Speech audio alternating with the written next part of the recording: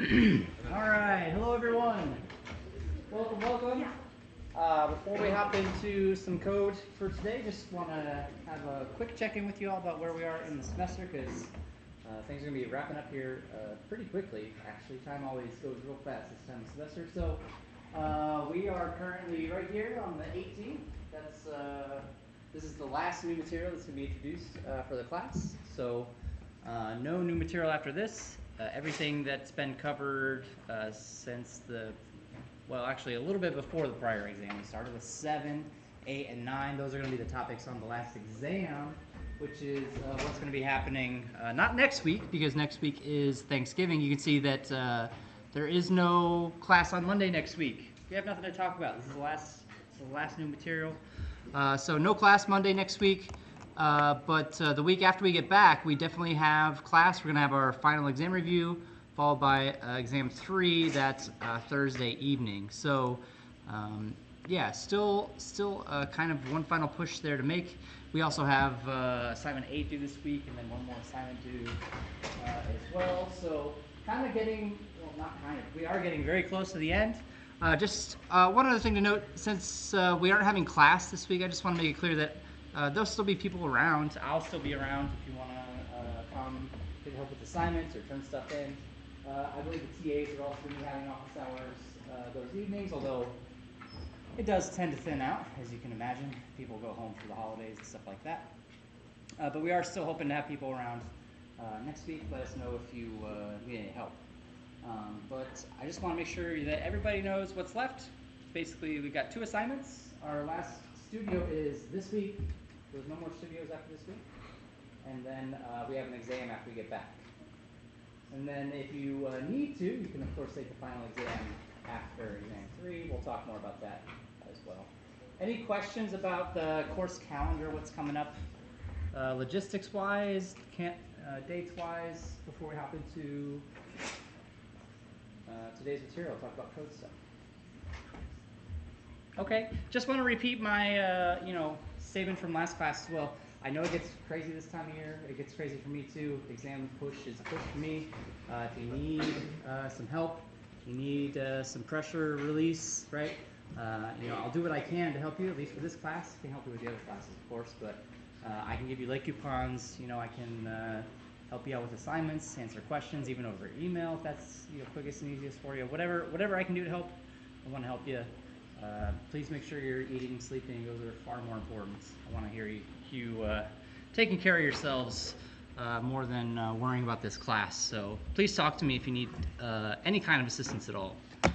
All right. So today's topic is actually kind of a primer for hopefully next semester or perhaps beyond, depending on what your computer science goals are. Many of you, although probably not all of you, will go on to take the follow-up to this class. The main follow-up to this class is CSE 247, which is called Data Structures, because as it turns out, the way that we structure the data in our programs has a huge effect on how our programs operate. You can think of, I often relate it to like the engine of a car, right? There are many different kinds of engines in the world, but some of them are better suited for other operations than other engines are. They all serve the same general purpose. They all go vroom vroom and make things go, right? And so data structures is really this idea that by understanding all the different ways that we can structure our data, that lets us make better decisions about how to write our code. We start caring a lot more, not just about does it work, we always do care about that, but we also care about does it work well? Is it efficient? Are we getting this done in a reasonable amount of time?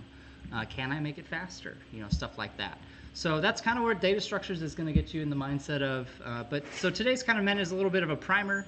We're not going to dive deep into any of these data structures. We're basically kind of introducing you to the idea of a couple of major data structures.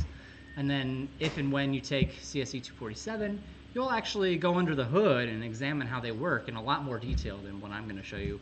In this class, it's, today I'm kind of teaching you how to drive the car. 247 will open up the hood and have you take a look at the actual engine and see how all the parts come together.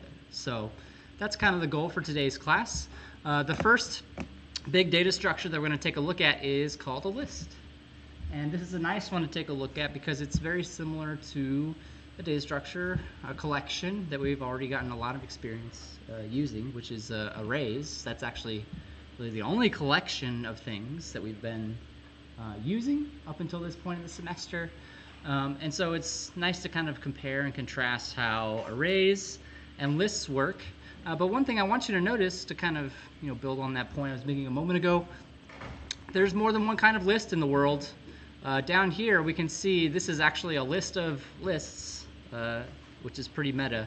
But these are all different kinds of lists. You can think of these as all the different possible engines that you could have to power your car if you've decided that a list is what you need to make it go. The two most common ones that you would expect to see were probably array list or linked list. Those are the only two that I'm really going to talk about too much in this class. But lists, like arrays, are ordered. So we enjoy talking about properties of our data structures. And like arrays, the lists retain the order. If I have something at the beginning of the list, it remains at the beginning of the list. And I can put things at the end of the list, so on and so forth. There are some things that lists do that arrays can't do. And to illustrate those, let's do a little coding example. I'm going to make a rainbow array to start off with, and then we'll switch it over to a list and see kind of what happens. I'll use a string array for this purpose. And we know that with arrays, there's two ways to create them. This is all reviewed from way back. But if we want to, we can create them as empty and say how big they are, right? So we have to say that I want 7 things in this array. There are 7 traditional colors in the rainbow, right? And so then if we want to start filling this, we can use that bracket syntax, starting with index 0, and start putting values into the array. Orange. Might see if I can copy paste this, make it go a little faster here. I suppose I don't really need to do all 7, do I? Yellow, green.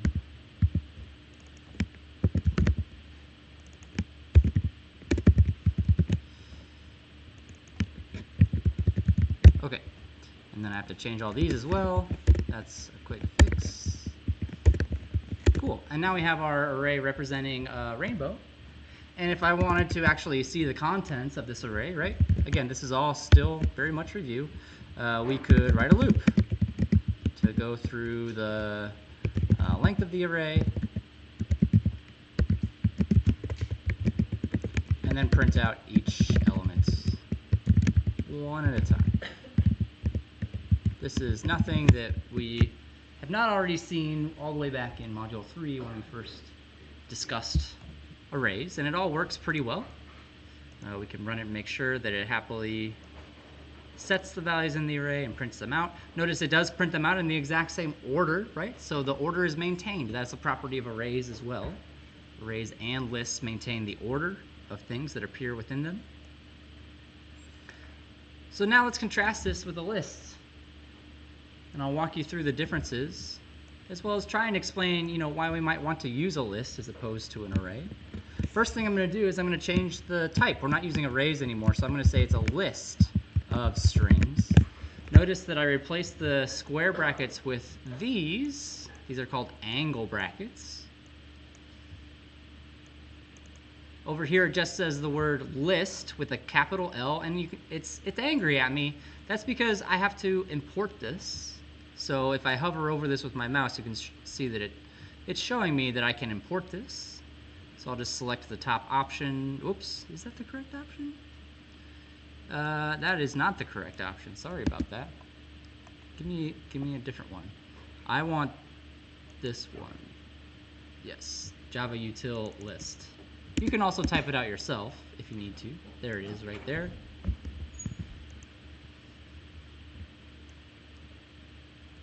One big difference between the lists that we're using and the arrays that we are used to using is that lists and all of the other data structures that we're going to be talking about today are objects. They are objects.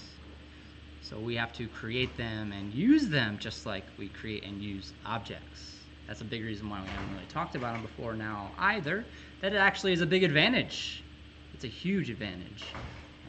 Objects help us keep things organized, help us abstract important ideas in our code. So this is one of the nice things about using these types of data structures. So over here, we need to call, what's the thing that we use to create objects? Starts with C. The constructor. We need to call the constructor for the object that we want to create. And so we'll say that we want to create a linked list. And this is where it starts to look a little bit silly. This is the name of the thing that I want to create. This is, equivalent to using the angle brackets over here, although notice that you don't actually have to put the word string in. If it makes you feel better, you can. You can put the word string in here. It's not going to complain. You don't have to. You already said that we want this to be a list of strings over here, so it's a little redundant to say it twice. And then these parentheses represent the fact that we are calling the constructor. This is a method call. So it does look a little silly with the brackets and the parentheses side by side. I agree, it looks a little silly, but that is proper. The reason why it's upset with me is because, just like over here, we have to import this if we wish to use it. So I'll import java.util.linkedList. Now, you may have also noticed that this is not exactly the same as this, right? Here I said list, here I said linked list, and that's intentional. We always use the more generic type over here. That's why this week is called abstract data types, right? The abstract data type is a list. There's more than one way to create a list. However, that's about all I can really say about it until you take CSE 247 data structures, in which you'll understand what I mean in a heck of a lot more detail. But if I want to switch this to a different type of list, I can now just come over here and say array list, and now I've swapped out the engine, right? Yes, I have to import it still, but I've just swapped out the engine of the code and used a different one. And so it's very easy to go back and forth between different data structures, typically, if the needs of your program require. But to get back to the task at hand, adding things to an array is name of the array with the square brackets, right, equals something. Well, remember, we're dealing with an object now. So if I want to interact with an object, I already called the constructor to create an instance of this object. I now need to call methods upon that instance. So, what methods are available to me? Well, these ones right here, the ones that are listed in the, what's this called again? API. Yeah, that's module 4. This shows us how we can interact with code, right? APIs show us how we can interact with code, and oh, here we go, right here. There's one called add that allows me to, append the specified element to the end of this list. That seems like a good one. Here's one called clear that just removes everything. That seems like a good one to know about, right? But let's go ahead and see if we can add all these. Instead of saying square brackets, I'll call the method. I'll say add. And then the thing that I want to add goes inside of the parentheses. This is using objects. That's how we use objects, calling a method upon an instance. So all of that would, it'd be the same for all of these. Instead of the old array syntax, we're now going to use this object-oriented syntax to interact with our data structures.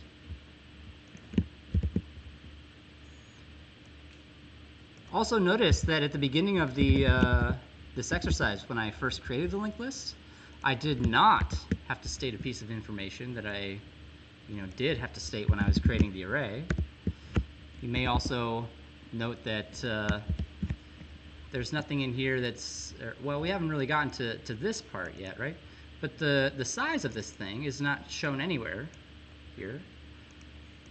That's because unlike arrays, linked lists or any lists can change their size. They can grow and expand or shrink if they need to. So that's a nice advantage of using these as opposed to using arrays. But if we go ahead and finish switching the last couple of these two here, we can get down to that loop and figure out how to convert that over as well. Instead of saying .length here, we have to figure out how to access, the whatever the list provides to us. So we have to scroll through this until we eventually see, oh, here we go.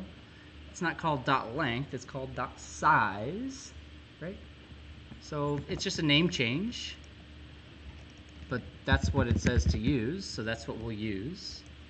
And then here's where we're trying to retrieve a value from the array at position I, using that square bracket syntax. But again, we're using objects now, so we have to find the appropriate method to use.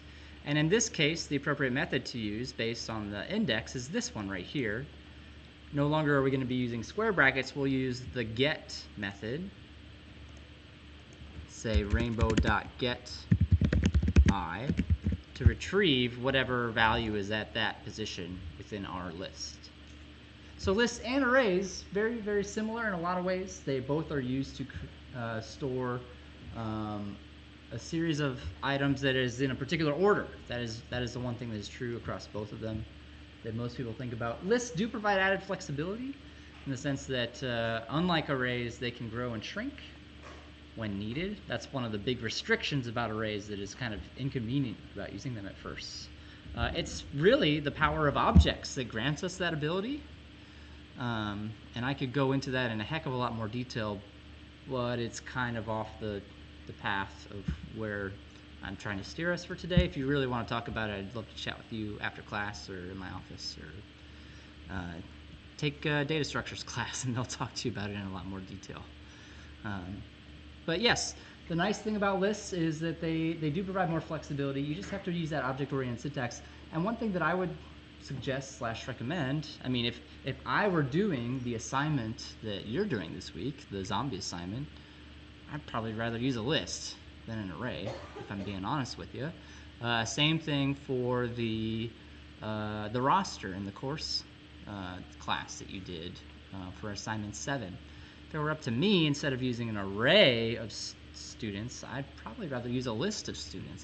That's an easier thing to be able to work with, because I don't necessarily want that constant size restriction that arrays provide. I mean, that was kind of a problem that we had to work around for that assignment a little bit, that you wouldn't have to so much with lists. I would encourage you to go back and revisit those assignments and swap them out and see how simple it would be to make that code conform to using a list instead of an array. Which is not to say that arrays are going away. You'll still use them. They're still fairly common. But yeah, lists definitely do have their advantages. Does anybody have any questions about using linked lists? Again, I'm not trying to give you a full dissection of what they are or how they work under the hood, just kind of trying to show you how they work. This is what you will have to use on assignment 9. So assignment 9, you're going to be making a snake game. Some of you have already started on it. I've actually already talked to a few people who've shown me working versions of the snake game, which is awesome. And so the list there will be the size of your snake, right? As the snake eats more food, it grows longer and longer and longer, and you're going to have to represent that in your code using a list, an array list or a linked list. So one of the other data structures that you'll definitely talk about once you take 247, although we're not going to talk about it too much today, is called a set. In past semesters, I've gone through this coding exercise, but I actually think we have enough on our plates today. So I'm not going to go through this coding exercise on sets. I'm not going to ask you about sets really on the exam either. So all I'll say about them for now is that unlike lists, sets do not care about order. Sets store things unordered. That's one of their biggest differences between lists and arrays. They also don't allow for duplicate values to be contained within the set. So each value can only appear within a set one time, at most one time. Either it's in the set or it's not in the set. I can't have it in the set multiple times. These sets do have applications, and the deeper you go into computer science or math or any kind of direction like that, the more you'll see them pop up. Super, super useful. But we're going to focus on a different data structure instead of sets, one that I believe to be more generally useful and more common in the practical kinds of applications that you might be working on, called a map. So maps are very different from arrays. Lists are easy to explain. you all already understand counting from 0 and iterating through and stuff like that. So it's really just adding in the object-oriented syntax. But with maps, we don't have that numbered index style anymore for this collection. Instead, with maps, things are stored in key value pairs. So everything is going to be stored in key value pairs, which means that when I want to put something into a map, I have to provide two values. I have to provide a key and an associated value. And when I retrieve something from a map, instead of saying give me the thing at position number 3, well, there is no position number 3. I have to say give me the thing associated with key X, and then it goes and looks up key X and gives you the thing that's the value that's associated with that key. So we're getting away from this 0, 1, 2, 3, 4, 5 way of indexing our values. Maps essentially allow us to use any indexing scheme that we want, right? To associate our values, to associate values within the map.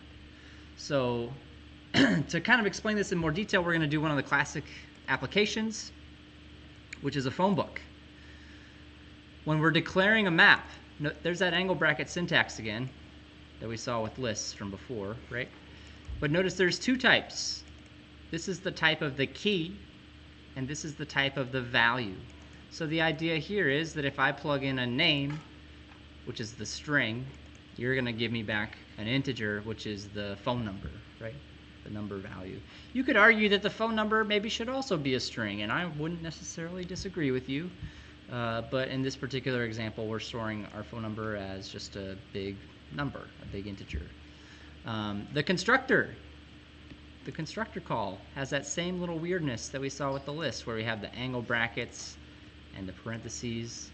Notice that this is the abstract data type, and this is the specific kind of map that we want to use.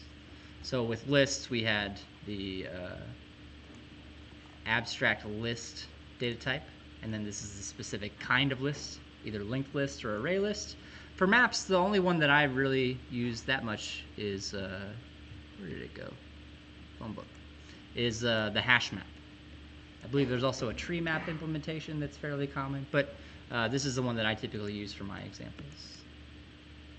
All right, and so after we create the map, this is just going to print out the contents of the map, or try and show us what the heck is in that map. And then we'll go and see, how do I put things into a map? How do I retrieve things out of a map? And take a look at some of the basic map operations. After we just create our brand new map, you can see that the representation of it is within curly brackets. So there's nothing in that map right now. That's why we see that it's empty. We can also see the size, by calling the size method on it, is also empty. But take a look at this. This is how we actually try to retrieve a value out of the map. So instead of saying, get me the thing at index 0, get me the thing at index 5, I say, tell me what the phone number is for Ghostbusters. And this is a brand new map. There's nothing, I haven't put any phone numbers into this phone book yet. There's no entries. Absolutely empty. So if I say, tell me the phone number for Ghostbusters, it's going to say, I have no idea what you're talking about. Nobody's told me any phone number for Ghostbusters. It does not exist. And the way that we see that represented here is by the word phone. So if I ask the map to give me something, I have to tell it a key. Notice that the key matches the type that I declared the keys as when the map was created. It goes and tries to find the associated value with that key. If it doesn't exist, then it says null. Let's try to fix this. Let's put some stuff into the map. In order to do that, we're going to use the put method. So when we put things into a map, we have to provide a key and a value. And we're saying that we want these two things to be connected to each other. We want this key and this value to be associated with one another. So now we're putting in a new key value pair for Ghostbusters with their phone number. And after we print out the map, we can see, oh, hey, there's that key value pair. The size is now up to 1. And if I use the get method and plug in the key of Ghostbusters, this time it's going to give me the value that is associated with Ghostbusters. So that's how we interact with maps. This is the most basic set of interactions with maps. We use put to insert data into a map. That requires two pieces of value, key value pairs. We use get to retrieve data out of a map. That requires just supplying the key. It provides me with the associated value. So then we can keep going, right? We're going to add some more phone numbers to this book. We'll put in a couple more. Notice that when we insert this phone number, it's actually the exact same as the one that I put in for Ghostbusters. Is that okay? Can I have two phone numbers associated with, I'm sorry, can I have one phone number associated with two different people in my phone book? Think about that in a couple different ways, right? Let's run it and find out. We don't have to wonder. We can actually run it and see. Here we go. After I add Saul Goodman, you can see that, yes, Saul Goodman does have the same phone number as Ghostbusters. Doesn't care. The map doesn't care. The map is going to accept any value, so I can have duplicate values. That is allowed. That's something we talked about with lists as well. Lists can have duplicates. Right? Maps can also have duplicates. They can have duplicate values. But what about duplicate keys? Let's think about what that would entail. Could I have the same key appear pointing at two separate values?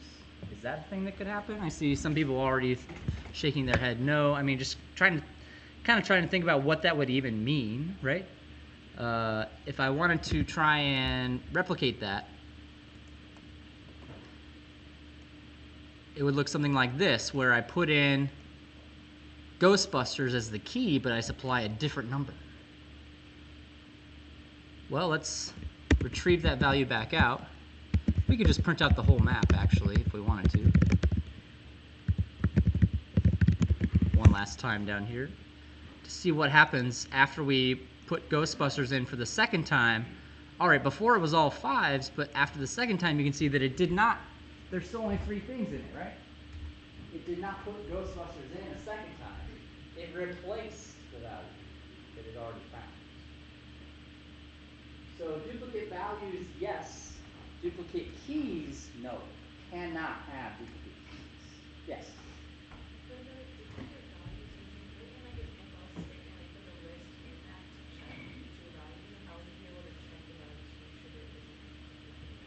I mean, if you really wanted to ensure that there weren't any duplicates within that, for starters, I don't think that's a problem. I think that's totally fine. In the vast majority of cases, it's not really a problem that we allow duplicate values.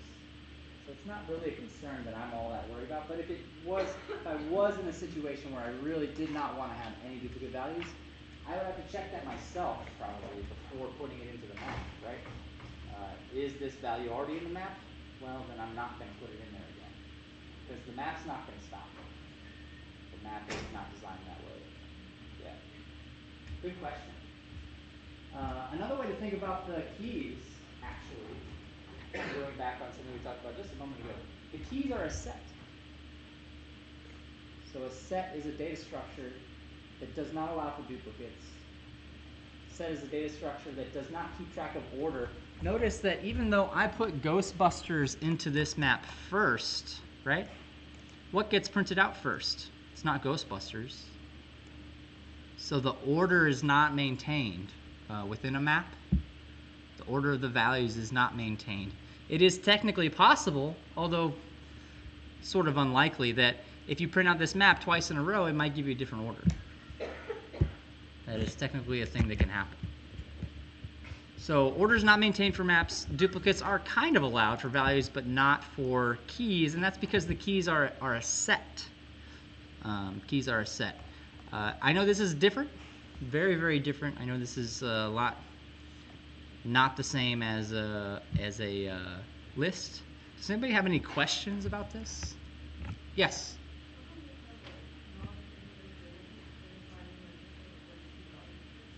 Oh, are you talking about this right here?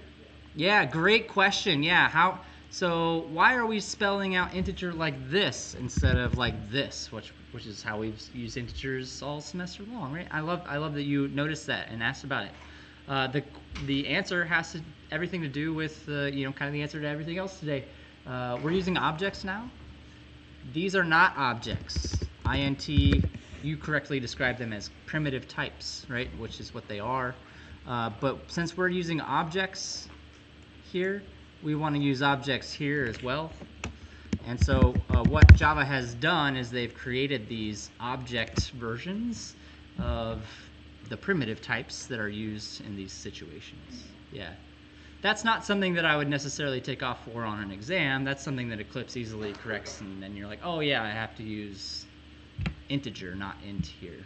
Yeah. Question in the back.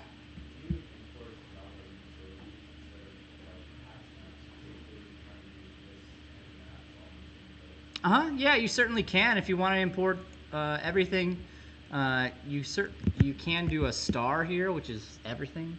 But it's sort of bad practice, I mean, unless you truly need everything. Because when you import stuff into your code, if you're just hacking around on your computer, it doesn't matter.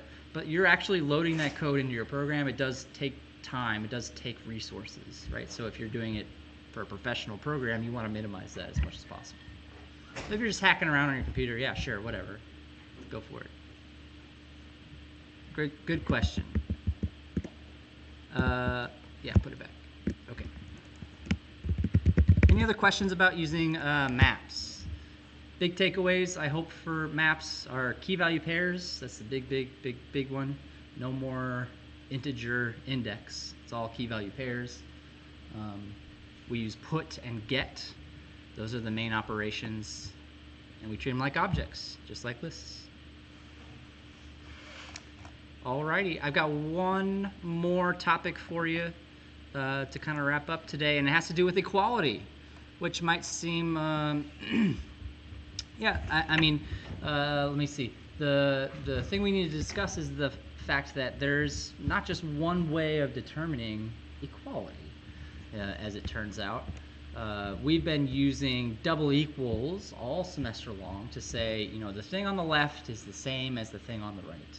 And that works great for the number 7. That works great for, you know, pi or things like that. But once you start throwing objects into the mix, it turns out that that doesn't work so well anymore, or we need to change the way that we think about equality when talking about objects. There's actually 2 different ways of thinking about equality when talking about objects.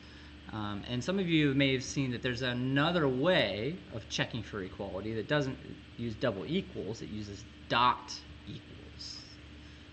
The place where people commonly come into contact with this the first time is when using strings.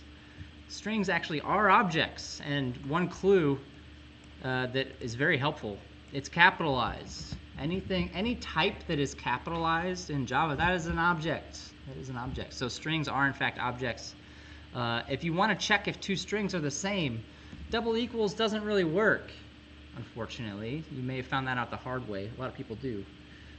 We use dot equals instead. But why? What the heck's the difference? Why do I have to use dot equals sometimes? Why do I have to use double equals the other times? When should I use which? You know, that's a very important question. One that is important for you all to understand. So let's talk about that. Let's talk about the 2 different ways of determining equality with objects in mind. And before I hop into that, I just want to restate that if you're doing ints, double equals all day. Don't even worry about dot equals, right? Any doubles, same story, right? Booleans, right? Double equals all day long. Dot equals should not even enter your mind as a possibility. We're only talking about if we're comparing objects that this idea of equality really comes into play. So to illustrate that, let's take a look at this very basic class. It's a person class that has a name and an ID associated with it. You can think of that as like their social security number or whatever, I guess. And then down here, I want to actually run through this main method with you and illustrate using a diagram. I'm going to show off my awesome MS Paint skills today of what's actually happening as we walk through this code step by step. So the first thing that we do is we create an instance of the person by calling the person constructor. And the way that I'm going to represent that in my diagram is by drawing a little circle. And then within that circle, I'm going to put some text with the instance variables, right? So I would say Let me bump up the font size a little bit here. I would say name, okay. Name, that's still not very big. There we go. That's better. What was the name? It was John Smith, and the ID of 1. Perfect. But let me make it clear, when I draw a circle on here, and I fill it with these instance variables, what I'm really representing is this, right here. So I've called the constructor. There once was nothing, right? Before this statement, I had nothing. There was emptiness, nothingness. After I call this constructor, I now have this thing that did not previously exist. It is now taking up space on my computer, right? There is space on my computer that represents this person now existing in the world in this form. That's what I mean to represent by this circle. But that's not all that's going on this line of code. We're also doing this. We've been calling this creating a variable. This is something I taught you how to do very first day of class, create a variable. But actually what we're doing, especially when working with objects, this is what's called a reference. I'm creating a reference to something. And what I mean by that, I'll illustrate in the diagram by drawing an arrow to this. So I'm trying to make the distinction between having the actual thing versus having a name or a reference associated with the thing, for reasons that will hopefully become more clear as we, proceed through this example. What I really have are two things. I have a circle, which is the thing itself, the actual object, the actual instance, and then I have this reference called P1 that is pointing at this thing. It's an arrow pointing at it. And I have a similar one for P2, which hopefully I'll be able to do faster this time, since I've already fixed everything. The name happens to be the same. The ID number is different, though, and the reference that was created was called P2.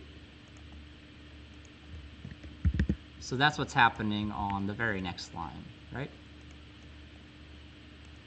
Okay, so the first type of equality we're going to take a look at is dot equals. I'm saying P1 dot equals P2. This is a method. This is actually a method. We can actually define how this works. In fact, it's very common to do that by overriding the equals method. We talked about that last week. This is a method that gets inherited from every Java object. Oh, I don't want to talk too much about inheritance today, but what I do want to talk to you about is take a look at what we're doing to see if two persons are equal. I'm comparing their ID numbers. Nowhere does it check to see if their names are the same, right? It's only based off of the ID number.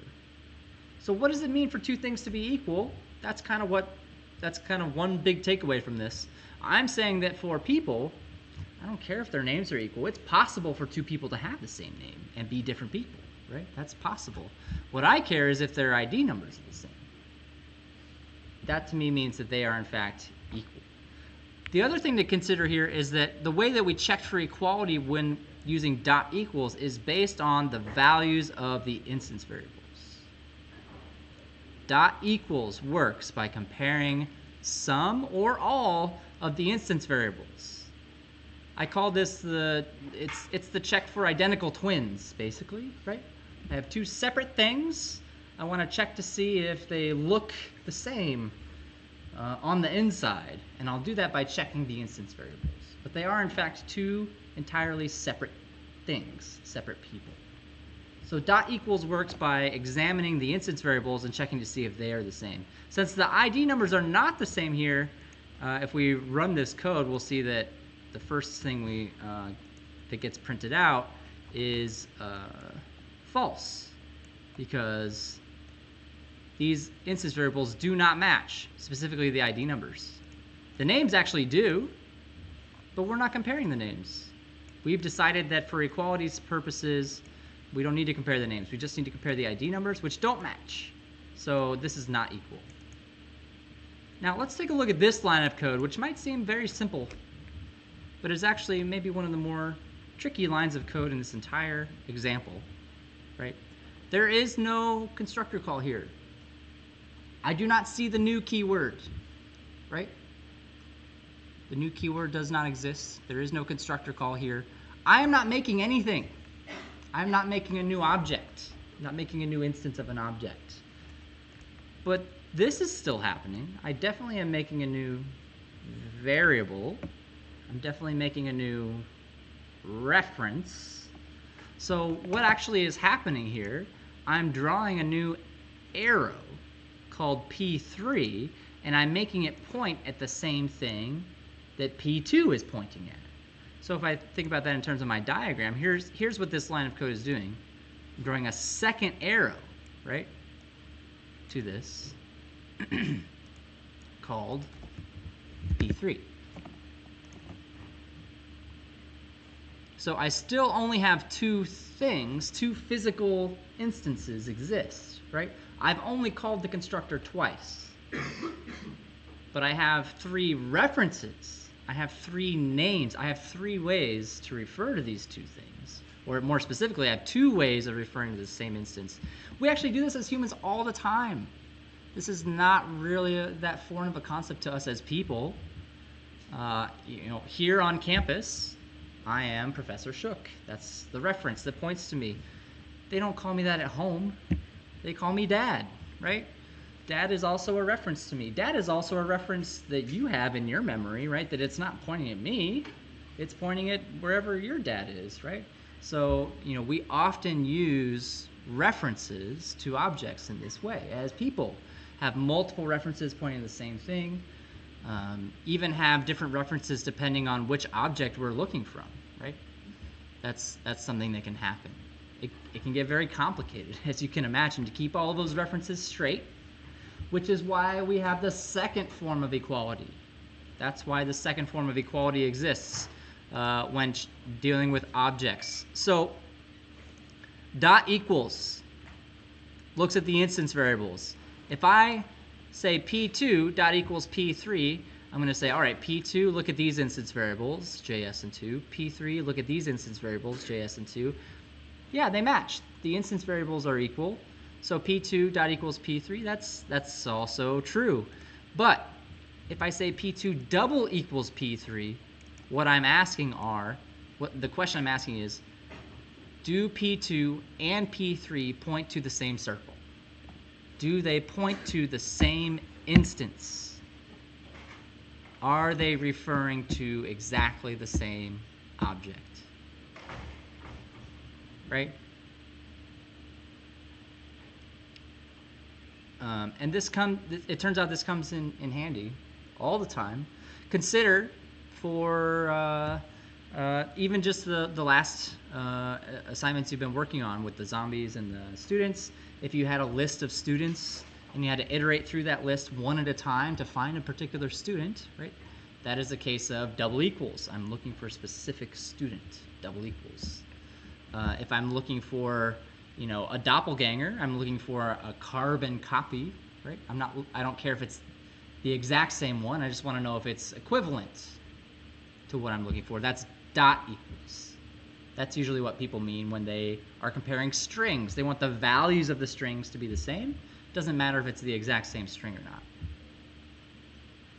So just to kind of further illustrate this point, let's create another version of a person here that is a doppelganger, right? Has the same name and the same ID as a person. What does that mean? That means that I'm drawing a new circle here. The name is John Smith. The ID is 2. The reference pointing at it is P4. Oops. Oh my gosh. Get to the right place. There we go. Okay. So for the sake of these two objects, the two on the right, if I were to say P4 dot equals P3, it's looking at the instance variables. Are the instance variables contained within P3 the same as the instance variables contained within P4? Yes, the values are equal. Therefore, dot equals for these two is true. These two functionally look the same. They look identical. They are identical twins as far as the code is concerned. Two separate objects, but identical. Whereas the following line here, P3 double equals P4, that's going to be false because P3 is not pointing at the same instance that P4 is pointing at. Even though they look exactly the same, they're identical twins. They are not the same thing. They are two separate copies of the same thing. And we can see that dot equals returns true for these, but double equals is going to return false. There are some, properties, there are some simplifications you can take into account, such as if double equals is true, you know that dot equals is going to be true. If they are the same thing, you know that the instance variables must also be the same. If both arrows are pointing to the same circle, then the instance variables are guaranteed to be equal. So dot equals is also going to be true.